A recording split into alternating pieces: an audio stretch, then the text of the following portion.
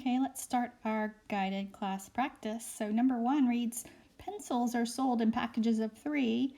Mrs. Conlon bought 7 packages of pencils. Draw a picture to show the packages of pencils. Okay, so first of all, what type of story problem is this? Think about it. Get ready. Yes. Equal groups.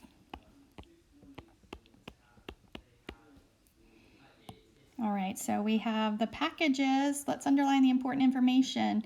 Packages of 3, and she bought 7 packages of pencils. So how many groups are we going to have? Think about it. Get ready. Yes, we are going to have 7 groups because we have 7 packages of pencils. So let's draw 7. 1, 2, 3, 4, 5, 6, 7. So let me double check. 1, 2, 3, 4, 5, 6, 7. So we have 7 packages or 7 groups, and we're going to have groups of how many? Get ready.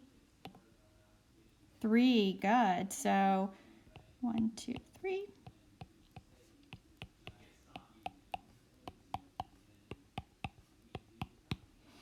Okay, so we need to know how many pencils did she buy. So let's write a number sentence. So we know we've got 7 groups of, meaning times 7 groups of how many? Get ready. Yes, 3. So 7 groups of 3 equals. Now, if we don't know 7 times 3 yet, we do know how to count by 3s. Let's do that together. Get ready. 3, 6, 9, 12, 15, 18, 21.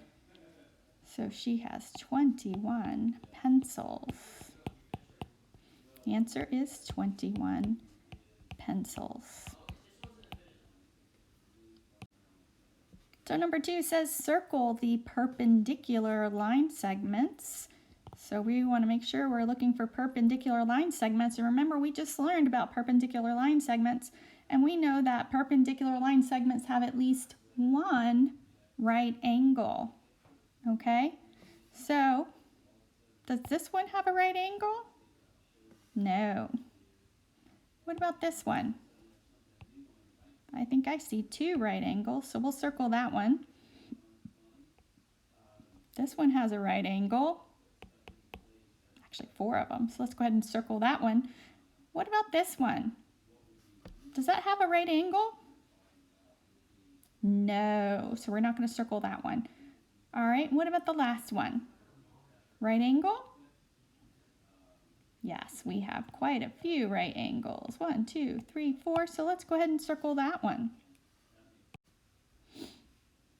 Okay, number 3 reads, how many small squares are there in this rectangle? Let's count them together. Get ready. 1, 2, 3, 4, 5, 6, 7, 8. So the area of this rectangle is 8 square units. Color 1 square.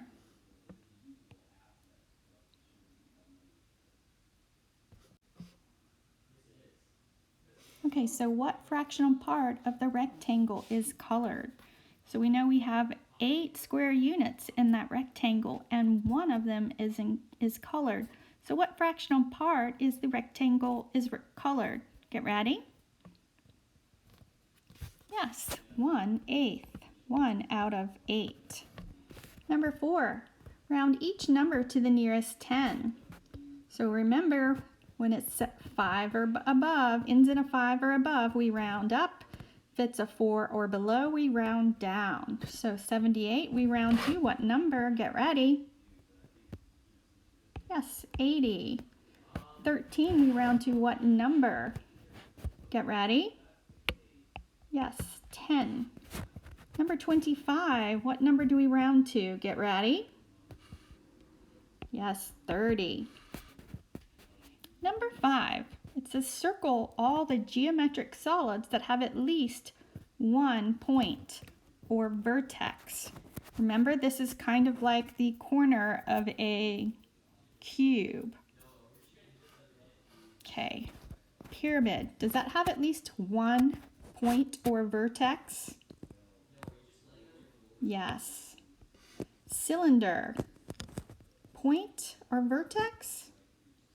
I don't think so. What about a cone?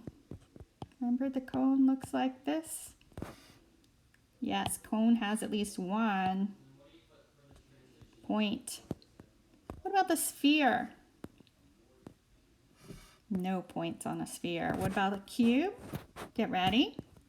Yes. So you should have circled pyramid, cone, and cube. Number 6, we're going to find the answers. Okay, for the first problem, we know we cannot take 8 from 2, so we have to borrow from the tens column. So we're going to borrow from that 6, make it a 5, bring that 10 over to the ones column. Now we have 12 minus 8. 12 minus 8 is, get ready. Yes, 4. 5 minus 3, get ready. Yes, 2. Alrighty, so this is an addition problem. So we're going to go ahead and add. We know 7 and 8 equal 15. 15 plus 5 equals, get ready. Yes, 20. So I'm going to put my 0 down and carry my 20 or the 2 up to the top. And we have 6 plus 2 is 8. 8 plus 3 is 11. And 11 plus 2 is 13. All right. Now remember, when we're multiplying or adding money, we have to make sure we keep that decimal in the right place. So let's go ahead and add 8 and 3 equals, get ready. Yes, 11. 9 and 1 equals 10, and 10 plus 7 equals 17. So we're going to bring our 7 down and that 1 up to the top. Let's bring down our decimal as well. So 1 and 2 is 3. 3 plus 2, 3 plus 3 is 6. Make sure we bring our dollar sign as well. So we have $6.71. The last one, 8 times 10, get ready. Yes, 80. 3 times 100. Yes, 300. Remember, the amount of zeros at the end is the amount of zeros you will have at the end of your answer. So 3 times 1 equals 3, and then we have our 2 zeros. Good job.